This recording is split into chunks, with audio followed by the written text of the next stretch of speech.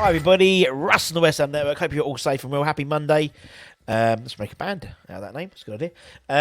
If you're new, Andy, give it a like, give it a comment, give it a share, give it one of those bloody good subscribers. Really appreciate it. Over 50% of you watching this aren't subscribers. So if those 50% can become subscribers, we're on to a winner. We're on to a winner. So if you could do us a favour and hit the subscribe button, that would be absolutely lovely. Thank you very much. We won a bloody game of football. Wow.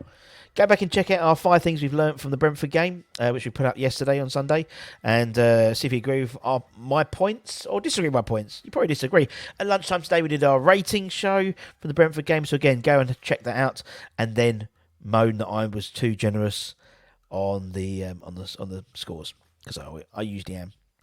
Big week this week with Wolves on Saturday, and I think it could be the defining moment of this season, I think. Not to put too much of a fine point in it, in terms of maybe who's in the dugout, possibly, for the rest of the season. But anyway, in regards to that, let's bring you some news. There's been loads of news over the weekend, so we'll bring you some of the main talking points for the Hammers headlines in association with the KUMB.com boys. Firstly, and you saw the thumbnail, West Ham have been handed a boost in our apparent pursuit for Axel Disasi. Disasi? You say Disasi, I say Disasi. Now, according to a report from my favourite media outlet, Tuttomercato Web, West Ham can sign him for the French international centre-back for just £23 million in January, who claimed that the 24-year-old French World Cup star could be set to leave Monaco for this very reasonable fee, apparently. He was rated at something like £45 million, which would have, been totally ridiculous. We wouldn't have that money, but 20, maybe. We were linked with signing him last week, and it was originally claimed, as I said, that Monaco wanted around £44 million. We know that central defence is an area I think we need to improve on. I think Sunday was the first time we played with a back three who were all centre-backs by trade, with Naya Fagerd, man of match performance, I think, for him, Ogbonna, and Craig Dawson. We've got the news also that Kurt Zuma's likely to be back for the Wolves game. So I still think there's another centre-back needed there. Whether it's Tilo Kira playing on the right side, or maybe it's Axel potentially. We know it's an area we need to improve on. Particularly, we know Angelo is likely to leave in the summer as his contract comes to an end. He was offered a 1-year extension this year. We know Craig Dawson's desire to move back up north with his family, which is absolutely fair enough. And he could even potentially leave this month, in January, potentially, dependent on whether we probably get another centre-back in. Obviously, we signed Luizão from Sao Paulo, but the likelihood is he's going into the under-23s development squad, so we'll see what happens. As I said, it seems that maybe this quality centre-back could be available for a real bargain. Now, 23 million quid is an absolute steal for him. Absolute steal. He is an elite level centre-back, which probably means we're not going to get him. But we never know. He impressed during the World Cup for Le Bleu in Qatar. He's a powerhouse, a big unit of a man. Can play right back as well, which is again useful. If you wanted to go from a back three to a back five, all you need to do is bring on the left back and you're ready to roll. He's very, very, very quick. Good in possession. Strong in the air and on the ground. As I said, he's a bit of a unit. He is passing, solid passing. 15 league games for Monaco this season. He's made an average of 82.5% pass completion rate. I think he scored 1 goal and 2 assists or something like this season already. He's young, and he ticks all the boxes, so we're bound to not get him, basically. Also, apparently, Spurs and Man United are sniffing around for him, so definitely we're not going to get him. But we've been linked with him, so that's why we report it. And 23 million quid. Is that, it is a bargain. As I say, you could easily get double your price for him. Someone I think we're likely to not see coming in January, despite being heavily linked to him for absolutely bloody ages, is old BBD, Ben Brenton Diaz. Now, according to a article in The Sun, they're claiming that the Championship side, Blackburn, obviously his current parent side, are demanding 15 million quid for him this month, despite the fact that his contract at Ewood Park runs out in the summer. Clearly, Blackburn are trying to, force people's hands.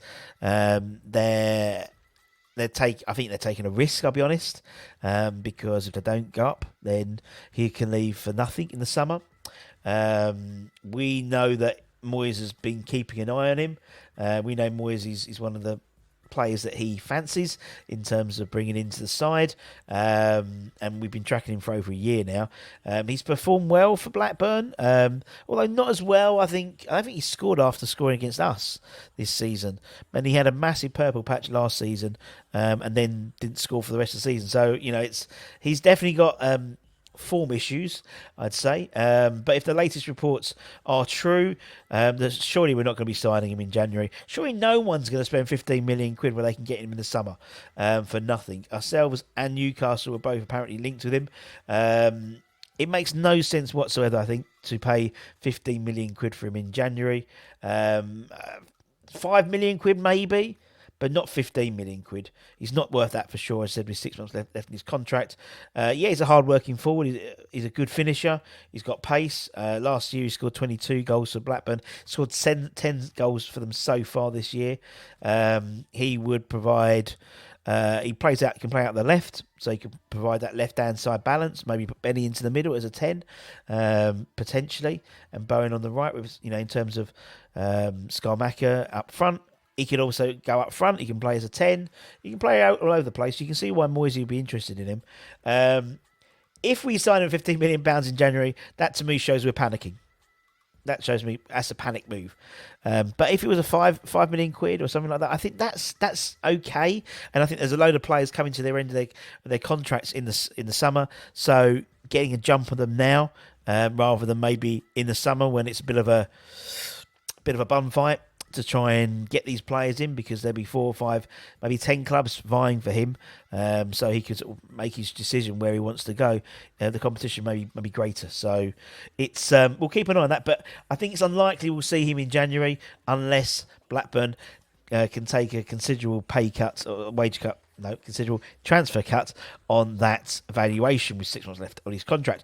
And finally, we could get a few more pennies in the coffer from Sonny Perkins, our former youth team player who left to Leeds to establish a first team career, and has only made he played twice, I think, since then.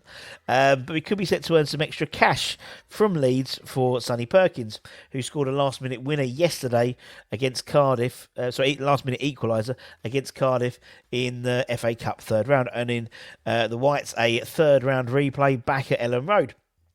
The 18-year-old, as we know, left the London Stadium this summer to join Leeds to search for more team football, making his only second appearance as a late substitute on Sunday.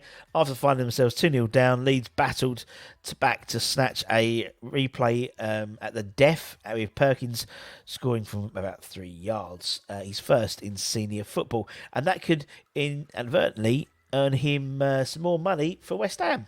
The transfer fee between the two clubs is set to be decided by a tribunal, and according to several reports across media outlets, the fact he scored a first team goal could see that amount increase, because now he's a senior goal scorer. So maybe get a bit more money. Maybe that helps the old BBD deal. Who knows?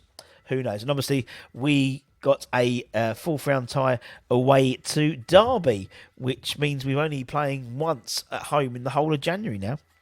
So there we go.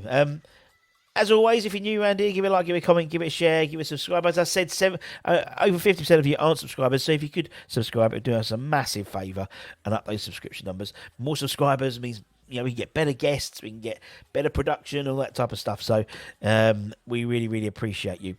Check out needs@mamabrand.com, as always, for all the great stuff they provide, all the forums, the news, the YouTube channels, all that type of stuff. And until next time, my friends, take care, stay warm, stay safe, stay humble, keep the faith, my friends, and we'll see you guys very, very soon. Ta-ta for now. Bye-bye.